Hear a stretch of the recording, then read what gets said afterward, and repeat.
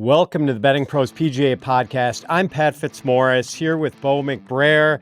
Well, friends, we have reached the terminus of the 2024 PGA Tour season. This week is the Tour Championship, so this will be our final show until late December when I will be shivering here in the Chicago area, but excited about watching the pros play golf in Hawaii. But what a big show this will be as we offer you a betting preview of the Tour Championship at the East Lake Golf Club in Atlanta, Georgia. We'll also provide a quick recap of the BMW Championship, and we'll give you our final one-and-done picks of the season at the end of the show. The Betting Pros PGA podcast is sponsored by Underdog Fantasy.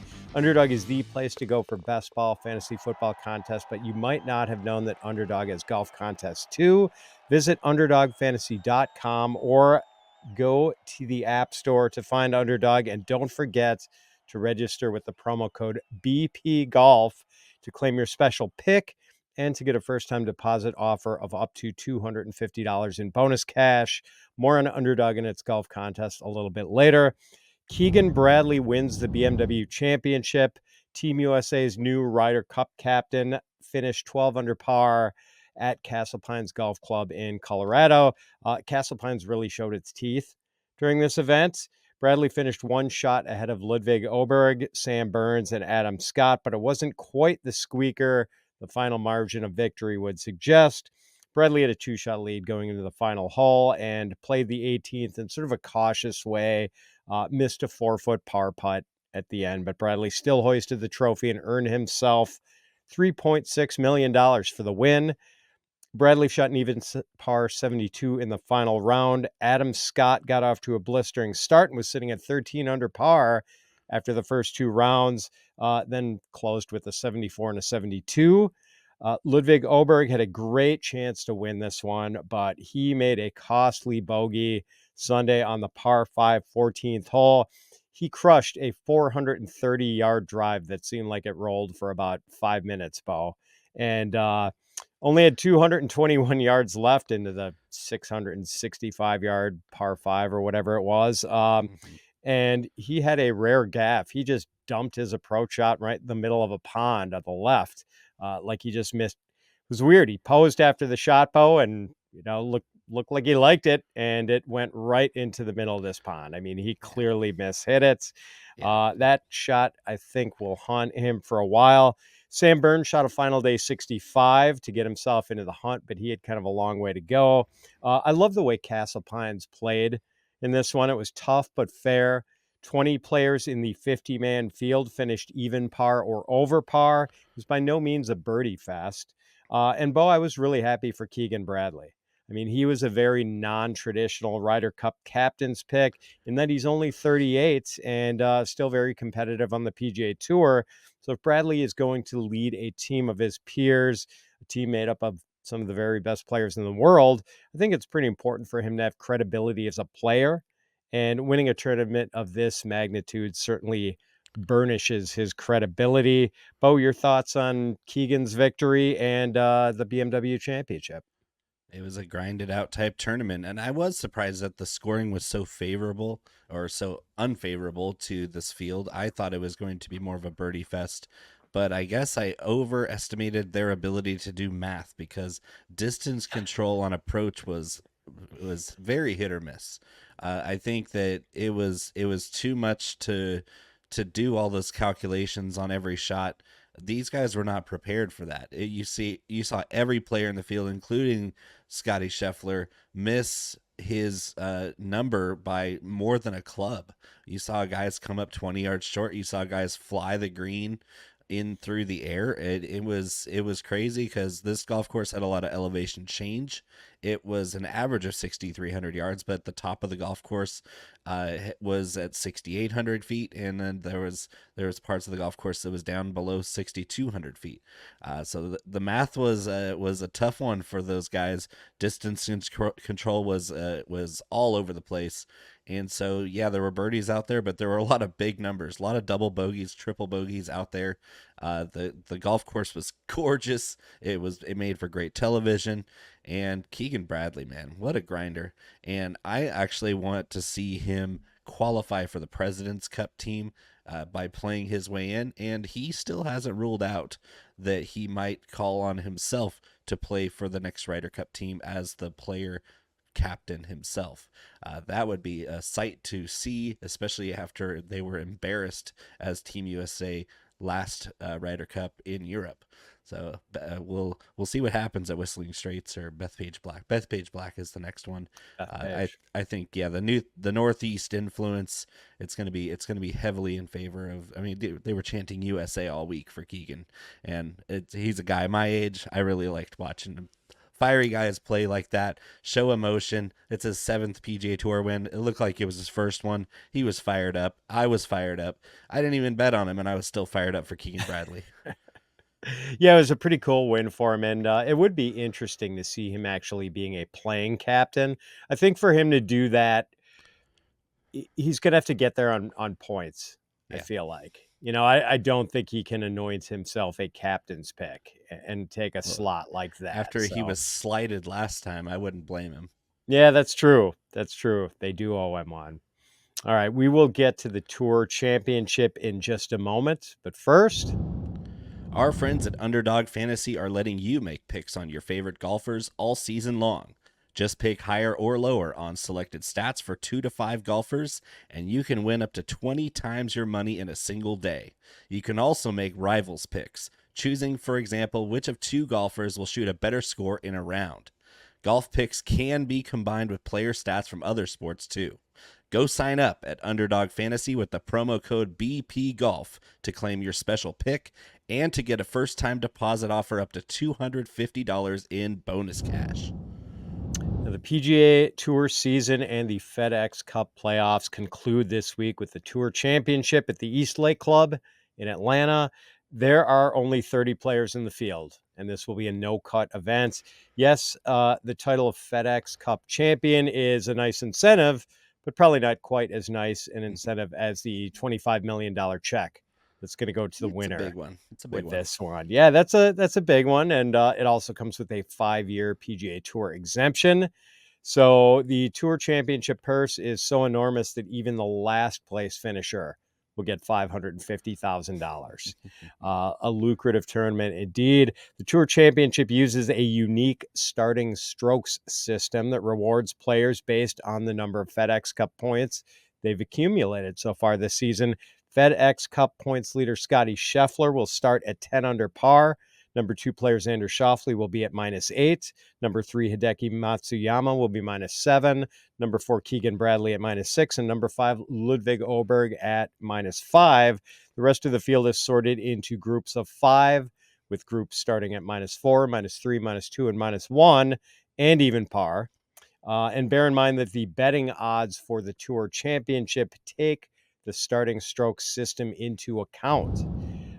East Lake Golf Club will play as a 7,490-yard par 71 this year. The Donald Ross course has undergone a major renovation since we last saw it.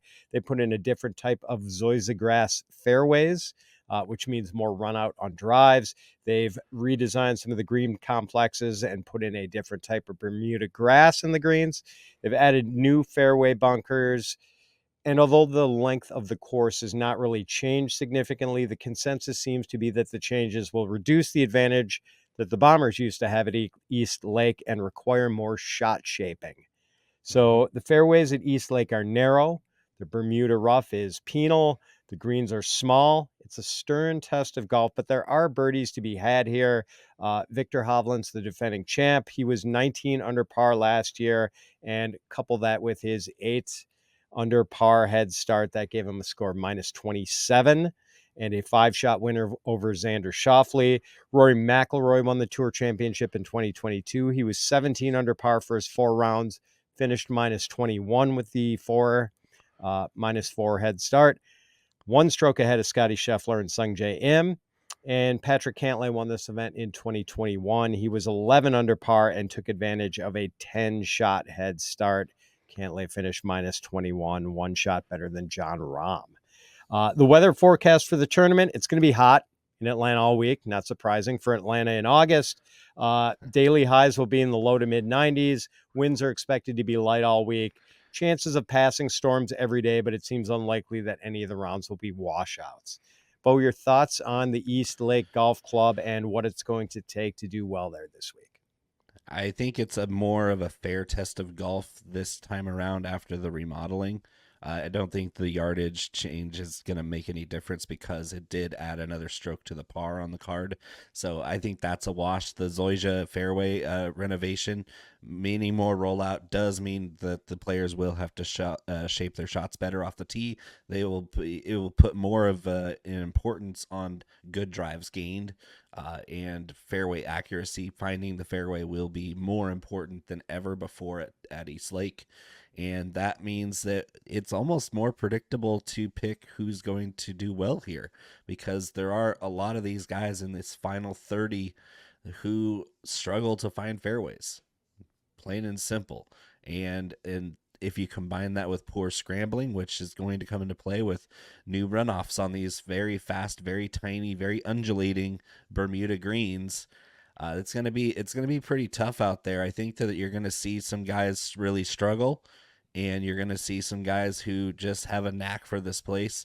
And I really think that I have a very compact betting card this week, and I have a lot of confidence in it because I've seen all of these guys do really well here. And it just seems like that it's set up to be even more of an advantage for those same guys. So it really does narrow the field down for somebody betting on the Tour Championship with or without the starting strokes.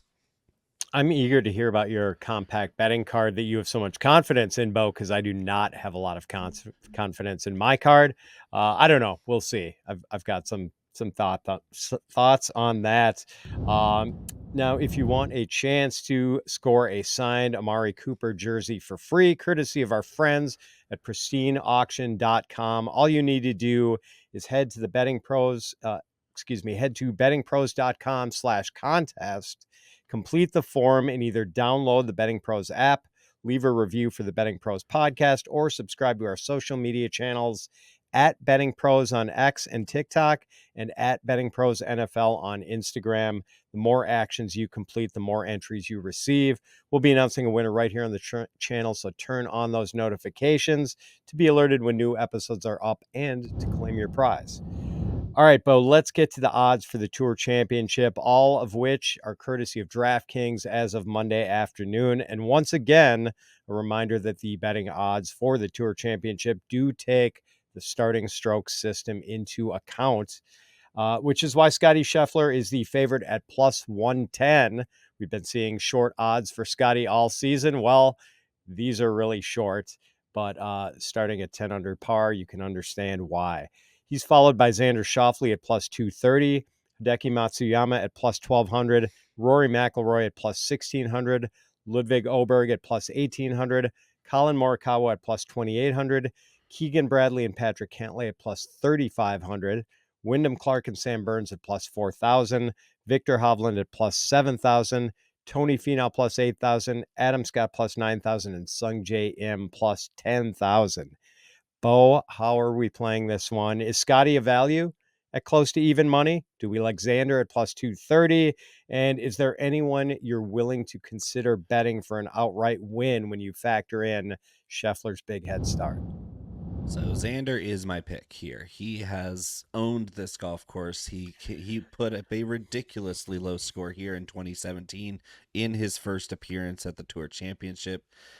He has multiple runner-ups here. Scottie Scheffler is obviously the favorite to win here for good reason, but plus 110 it's an idiotic price to bet on any golf tournament, regardless of field size, regardless of head start. As soon as that two-stroke lead evaporates even for a minute, you're going to get more favorable betting scales because everything is off at that point. At that point, you figure everything's already even because they still have more golf to play.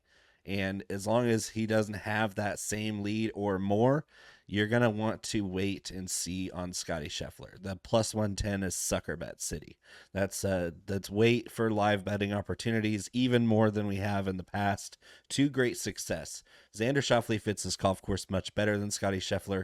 Scottie Scheffler has putted horrendously the last 2 weeks. Since his gold medal comeback win at the Olympics, this guy has been awful putting. He can't read greens. He looks like Mr. Magoo out there reading greens. Ted Scott really isn't involved in reading the greens. I think he should be.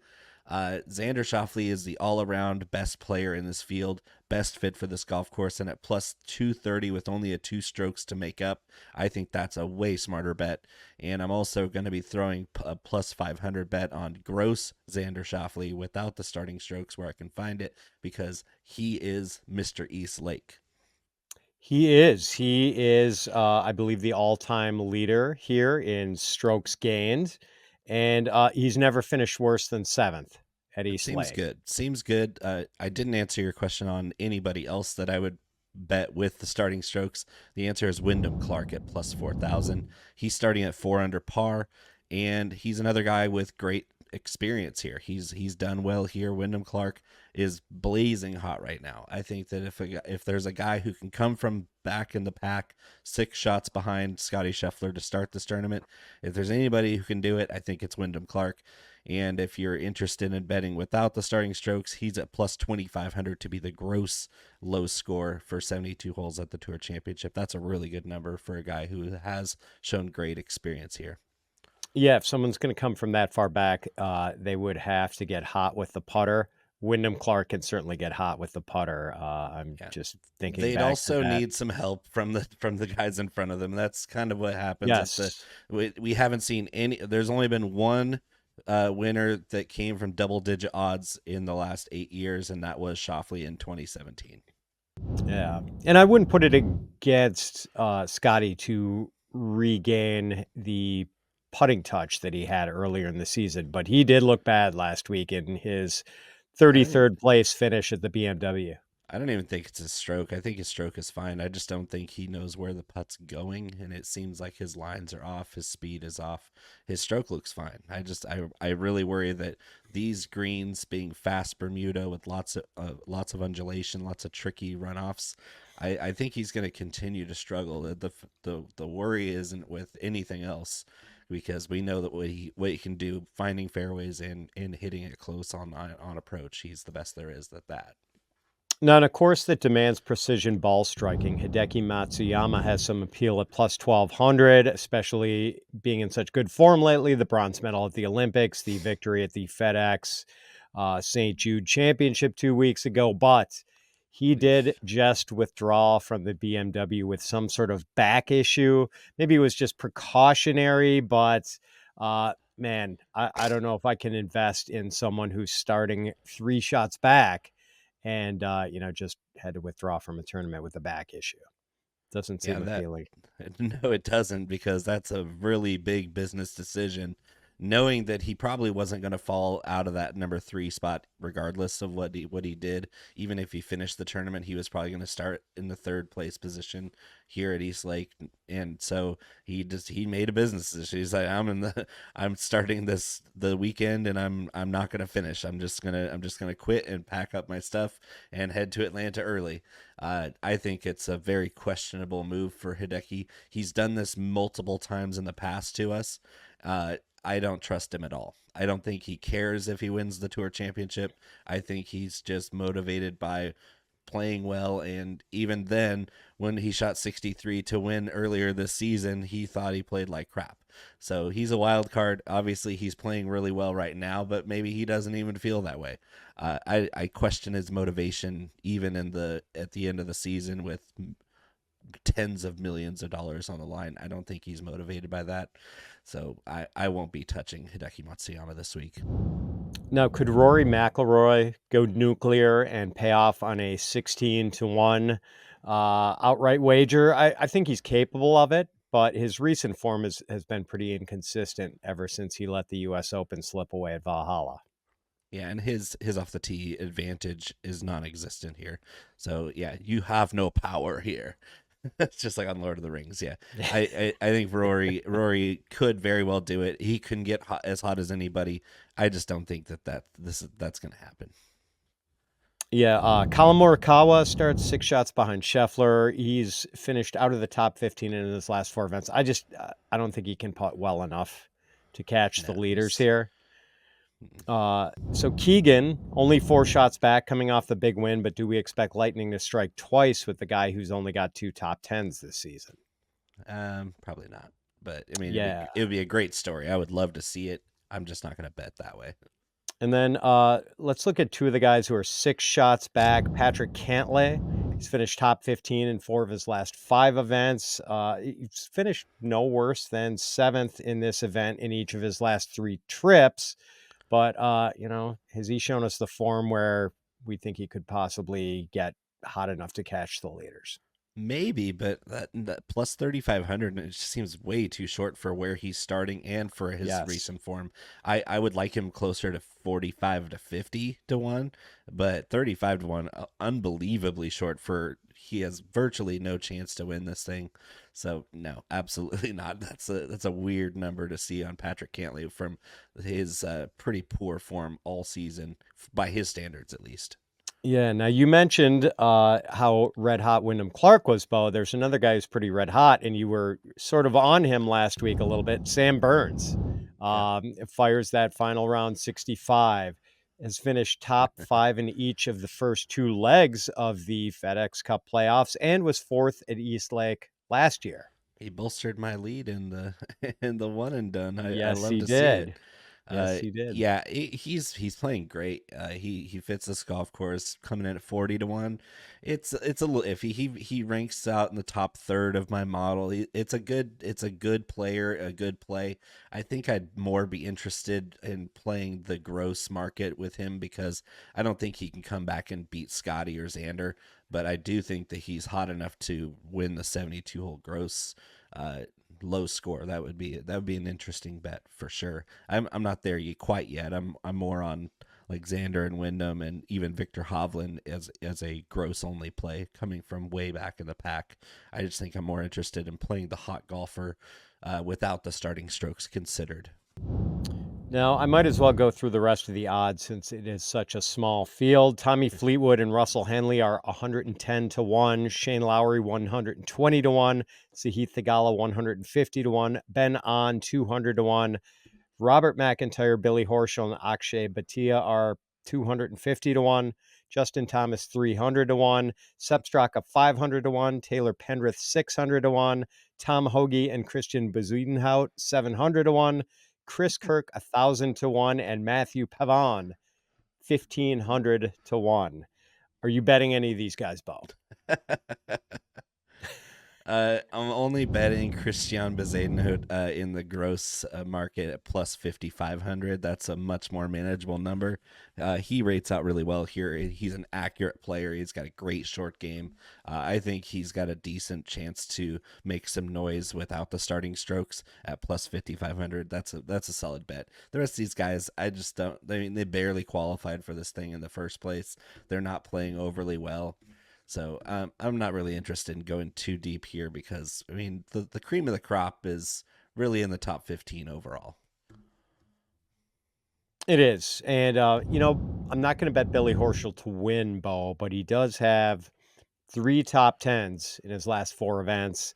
Was a respectable 22nd last week. His short game, feel like it could help on a course with greens this small. Guys are going to have to do some scrambling this week, and Billy Horschel's got a pretty nice touch around the green. So I'm kind of interested in him, and it's but Bermuda, not so to yes, win Billy outright. does have a shot. Yeah. Okay, Bo. So what does your betting card look like as of right now? So I have Xander Schauffele at plus 230. I have Wyndham Clark at plus 4,000. And then for gross bets, I have Xander at plus 500, Wyndham at plus 2,500, Victor Hovland plus 1,800, and Christiaan Bezuidenhout at plus 5,500. Now I've got nice. Now I've got Xander Schauffele. I'm right with you. Plus 230. Sam Burns plus 4,000. A small wager on him to win outright, and also top 10, including ties at minus 115. And I'm betting Billy Horschel to finish top 10 at plus 320, and to finish top 5 at plus 1,200. So Now for the one and done competition. Bo continued his dominance last week. He took Sam Burns, who finished in a three-way tie for second. Good for just over $1.5 million. I had Collin Morikawa, who finished tied for 28th and earned $160,000. Tough finish there. So Bo sits at $13,777,285. I'm way back at $8,393,854. But I do have one very sharp arrow left in my quiver, Bo. I'm playing Scottie Scheffler. Wow, yes, I I'm didn't see burn that coming. You better hope he wins. And honestly, I don't like that a one and done would end this way, even though I stand a good chance of winning if Scott either wins the 25 million or the 12.5 million second 12 million. place Yeah. prize. My recommendation, if you are the commissioner of a one and done league, end it with the BMW Championship, because the swings you can get in the Tour Championship are pretty volatile. But go ahead, Bo. Give me your final one and done pick for 2024. Yeah, this is a tough one because I've burned just about everybody. I'm going to go with the captain, Keegan Bradley. Keegan, nice. Let's see if lightning can strike twice, Bo. USA. That would be pretty interesting. Hey, I pretty much need a miracle to win the season-long one and done, despite having a commanding lead most of the year. Keeping Scottie Scheffler in the quiver all season takes a lot of restraint. But the big payday at the end of the rainbow, as long as he doesn't collapse completely, I think you got this thing. So best of luck to you. We'll see. Thank you. And it did take a lot of restraint after I was choking on your exhaust fumes for most of the season, Bo. So, I did have to. I'm surprised you could even see me off in the distance, actually. Card. And that is all for this week's show. And that is a wrap for the Betting Pros PGA podcast in 2024. Thank you to our sponsor, Underdog Fantasy. Sign up for Underdog with the promo code BP Golf to claim your special pick and to get a first-time deposit offer up to $250 in bonus cash. Bo, thank you for being my tag team partner for this entire season. I wouldn't have wanted to do it with anyone else. We hit on some picks this year, and hopefully we helped some people win money. I know we had a lot of fun doing it. I also want to thank our crack production team. They've done an amazing job of putting this show together for the last 8 months and making it all look and sound good. Thank you for all the hard work, guys. And last but not least, we want to thank all of you for watching or listening to the show. We appreciate your support. We appreciate your time, and we hope you'll be back when we return in late December to preview the Century in Hawaii. Until then, so long, everyone.